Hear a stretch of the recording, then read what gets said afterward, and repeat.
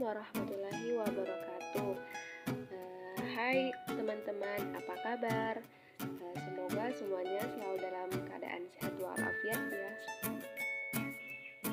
Baik, jadi di sini saya akan menjelaskan mengenai kompleks dan subgrup mata kuliah struktur aljabar 1. Namun sebelum itu, alangkah baiknya saya memperkenalkan diri. Nama saya itu Firayanti dengan NIM 20700121049 dari kelas pendidikan matematika B, dengan dosen mata kuliah adalah Ibu Fitriani Nur, SPDI MPD. Nah, sebelum masuk ke contoh soalnya, alangkah baiknya kita mengetahui apa sih definisi dari suatu kompleks, grup kompleks dan subgrup itu sendiri. Itu suatu kompleks tidak kosong H dari grup G dinamakan subgrup dari G jika H merupakan grup terhadap operasi yang sama di dalam G. Nah, untuk lebih jelasnya, mari kita perhatikan contoh soal subgrup proper berikut ini. Misalkan diketahui G anggotanya itu 1, 3, 5, 7 adalah sebuah grup terhadap perkalian modulo 8 pada bilangan bulat. Nah, tentukan subgrup propernya. Nah, untuk subgrup propernya itu artinya dia itu tidak termasuk dalam grup trivial, yaitu identitasnya dan juga anggota dari G itu sendiri.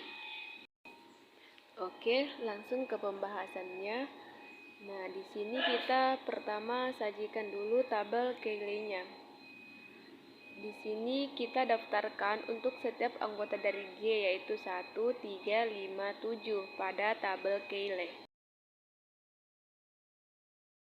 Nah, sehingga kita akan mengetahui subset-subset dari anggota dari G, yaitu himpunan kosong 1, 3, 5, 7, 1,3, 1,5, 1,7, 3,5, 3,7, 5,7, 1,3,5, 1,3,5, 1,5,7, 3,5,7, dan 1,357.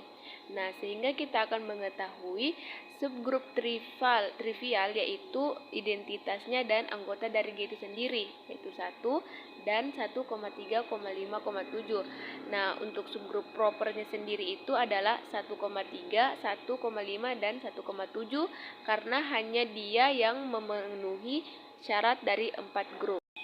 Di mana syarat dari grup itu ada 4, yaitu tertutup, asosiatif, memiliki unsur identitas, dan juga dia itu memiliki unsur inversnya.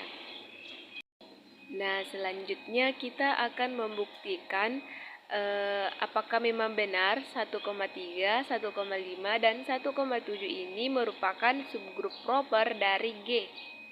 Nah, untuk 1,5 di sini dia itu memiliki sifat tertutup, di mana untuk setiap A, B elemen G berlaku A operasi bintang B elemen G. Nah, misal kita ambil sebarang A, B elemen H. Nah, berdasarkan tabel Cayley di samping ini, H itu tertutup terhadap perkalian modulo 8. Karena pada tabel ini kita lihat bahwa tidak ada angka selain 1,5 dalam tabel Cayley, sehingga dia itu sifatnya tertutup. Nah, kemudian untuk asosiatifnya, untuk setiap A, B, C elemen G berlaku A operasi bintang dalam kurung B operasi bintang C sama dengan dalam kurung operasi bintang A B dikali dengan operasi bintang C. Nah, misalkan kita ambil sebarang huruf yaitu A, B, C. Dia itu elemen H. Nah, akan kita buktikan bahwa A dikalikan terlebih dahulu B dengan C-nya itu sama saja dengan jika kita mengalihkan A dikalikan terlebih dahulu dengan B baru kita kalikan dengan C. Nanti hasilnya pasti akan sama. Nah, oleh karena itu untuk 1,5 ini dia itu memiliki sifat yang asosiatif. Kemudian masuk ke sifat yang ketiga, yaitu memiliki identitas.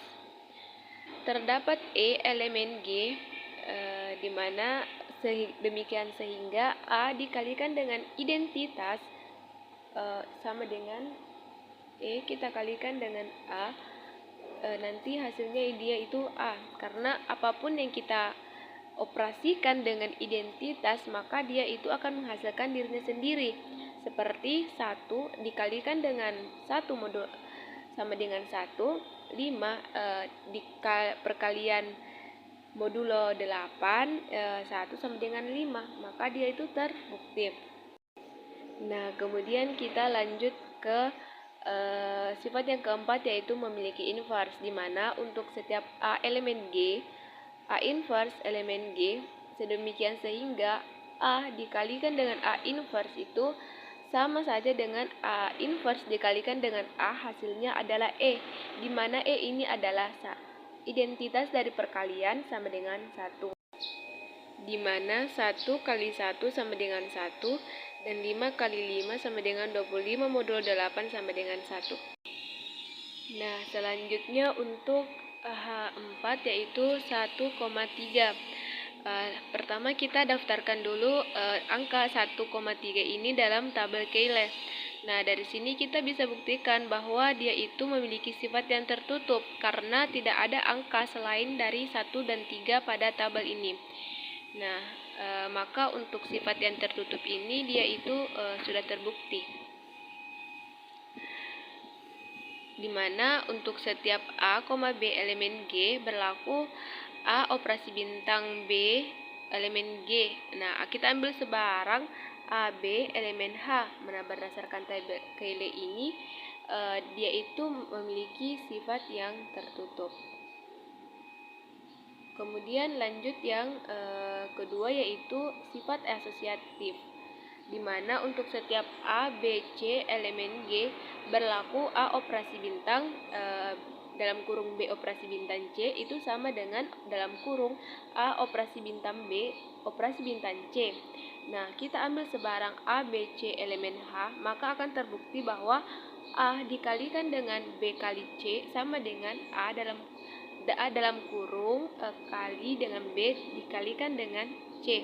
Nah, berdasarkan tabel Cayley di samping ini juga, H itu kita bisa lihat bahwa dia itu memiliki sifat yang asosiatif terhadap perkalian modulo 8. Nah, masuk ke sifat yang ketiga, yaitu memiliki unsur identitas, di mana terdapat E elemen G, sedemikian sehingga A dikali dengan E sama dengan E kali A sama dengan A, di mana di sini dia itu apabila ada A kita kalikan dengan identitasnya, maka di hasilnya juga A.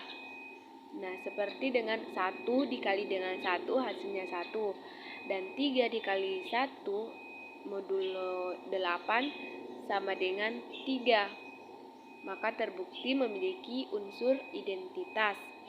Nah, kemudian untuk inverse-nya, di mana untuk setiap A elemen G, A inverse elemen G, sedemikian sehingga A kita kalikan dengan inverse sama dengan inverse A dikalikan dengan A sama dengan E, di mana E-nya di sini itu adalah 1 karena identitas perkalian adalah 1. Nah, 1 kita kalikan dengan 1 sama dengan 1. Dan 3 kali 3 sama dengan 9, di mana 9 modulo 8 hasilnya adalah 1. Maka terbukti memiliki inverse pada elemen himpunan G. Baik, jadi masuk ke H4 1,7. Di sini dia itu sudah terbukti bahwa dia memiliki sifat yang tertutup. Seperti yang saya jelaskan untuk 1,5 dan 1,3, bahwa apabila kita daftarkan pada tabel Cayley dan tidak ada angka selain dari anggota H-nya, maka dia itu sifatnya tertutup seperti ini 1,7, tidak ada angka selain 1,7, maka dia terbukti tertutup. Nah, untuk sifat asosiatifnya sendiri dia itu juga sama dengan yang pembuktian 1,3 dan 1,7. Jadi saya rasa untuk sifat tertutup dan asosiatifnya sudah bisa kita pahami. Nah, kemudian kita lanjut saja ke yang ketiga, itu identitas dan invers. Untuk yang ketiga memiliki identitas, di mana terdapat E elemen G. A dikalikan identitas sama dengan bilangan itu sendiri. Maka 1 kali 1 sama dengan 1, dan 7 dikali 1 sama dengan 7 pada perkalian modulo 8. Nah, sehingga terbukti bahwa 1,7 memiliki identitas. Kita masuk ke sifat yang keempat, yaitu memiliki invers. Di sini sudah jelas bahwa 1,7 memiliki invers karena 1 kali 1 sama dengan 1 dan 7 kali 7 sama dengan 49 modulo 8, hasilnya adalah 1. Nah, baik, kita lanjut pada contoh soal grup tak hingga. Diketahui bahwa Z terhadap penjumlahan adalah grup. Tunjukkan bahwa 9Z terhadap penjumlahan merupakan subgrup proper dari Z terhadap penjumlahan, di mana Z ini adalah bilangan bulat ya. Maka jawabannya itu, untuk menunjukkan apakah 9Z terhadap penjumlahan merupakan subgrup dari Z terhadap penjumlahan, maka harus ditunjukkan bahwa 9Z terhadap penjumlahan adalah grup. Nah, dia itu dikatakan grup apabila memenuhi keempat sifat, yaitu yang pertama sifat tertutup, kedua asosiatif, yang ketiga dia itu memiliki unsur identitas, di mana identitas terhadap penjumlahan itu adalah 0, dan dia itu memiliki invers dari Z terhadap penjumlahan. Baik, langsung saja kita masuk ke sifat yang pertama, yaitu tertutup. Ambil sebarang A, B elemen 9Z sehingga A tambah B elemen Z. Nah, misalkan kita A sama dengan Z1, B sama dengan Z2, maka A tambah B sama dengan 9, Z1 tambah 9, Z2 sama dengan 9 dalam kurung Z1 tambah Z2 elemen Z. Jadi terbukti untuk 9Z terhadap penjumlahan bersifat tertutup. Nah, kemudian yang asosiatif, karena 9Z subset dari Z dan Z adalah grup, maka terbukti 9Z terhadap penjumlahan juga bersifat asosiatif.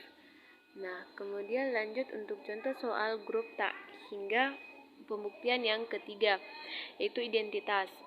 Ambil sebarang bilangan di 9Z sehingga diperoleh untuk 9Z tambah E sama dengan 9Z. Nah, untuk E sama dengan 9Z dikurang 9Z sama dengan 0. Jadi terdapat unsur identitas di 9Z terhadap penjumlahan. Kemudian untuk sifat yang keempat, yaitu invers. Ambil sebarang bilangan di 9Z sedemikian sehingga A ditambah dengan invers A sama dengan E. Nah, di mana untuk A-nya sama dengan 9Z ditambah invers sama dengan 0. Nah, maka kita peroleh untuk inversnya adalah min 9Z. Jadi, terbukti bahwa 9Z terhadap penjumlahan memiliki invers. Nah, karena 4 syarat grup terpenuhi, maka 9Z terhadap penjumlahan adalah grup. Karena operasinya sama, maka 9Z terhadap penjumlahan merupakan subgrup dari Z terhadap penjumlahan. Selanjutnya, karena 9Z terhadap penjumlahan tidak sama dengan E dan 9Z terhadap penjumlahan tidak sama dengan Z, maka dapat disimpulkan bahwa 9Z terhadap penjumlahan merupakan subgrup proper dari Z terhadap penjumlahan. Baik, mungkin hanya itu penjelasan saya. Lebih dan kurangnya mohon dimaafkan. Sekian dan terima kasih. Semoga bermanfaat ya teman-teman. Tetap semangat. Wassalamualaikum warahmatullahi wabarakatuh.